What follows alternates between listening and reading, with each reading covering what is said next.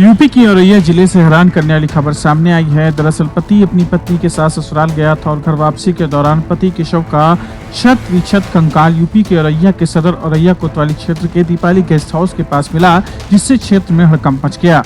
बताया जा रहा है कि औरैया कोतवाली में जनपद जालौन के माधवगढ़ थाना क्षेत्र के रहने वाले युवक की शादी इटावा में इसी वर्ष हुई थी। जिसके बाद युवक अपनी पत्नी को लेकर इटावा ससुराल बकरीद मनाने को गया था। भाई अपनी पत्नी के साथ घर के लिए निकला, लेकिन आज तक घर नहीं पहुंचा।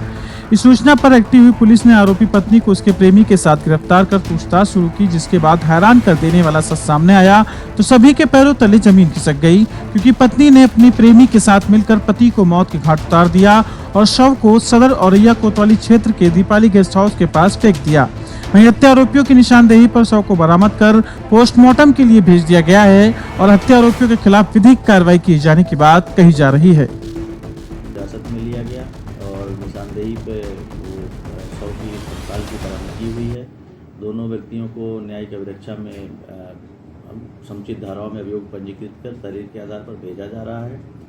पूरे प्रकरण में ये मामला संज्ञान में आया है कि जो युवती है उसका घर इटावा में है, ननिहाल उसका बिधुना में, इल्पामाऊ में, और युवती का प्रेम संबंध अपने भाई के साथ काम करने वाले एक व्यक्ति से हो गई थी।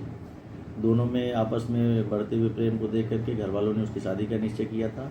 शादी के उपरांत से ही शादी उसकी माधवगढ़ के रहने वाले युवक से हुई थी, जिसकी हत्या हो चुकी है। शादी होने के उपरांत दोनों में वाद विवाद होता था कि तुम क्यों बात करती हो। इसी को लेकर के वो युवक जो पति था उसने कहा था कि मैं उससे मिलना चाहता हूँ। तीनों की मुलाकात औरैया में 17 जुलाई को जब वो वापस अपनी ससुराल से घर जा रहा था तो हुई थी। इसी दौरान आपस में कहासुनी को लेकर के सुनसान स्थान पर उसने हत्या कर दी। दोनों औरैया से जनमत न्यूज के लिए अरुण वाजपेयी की रिपोर्ट।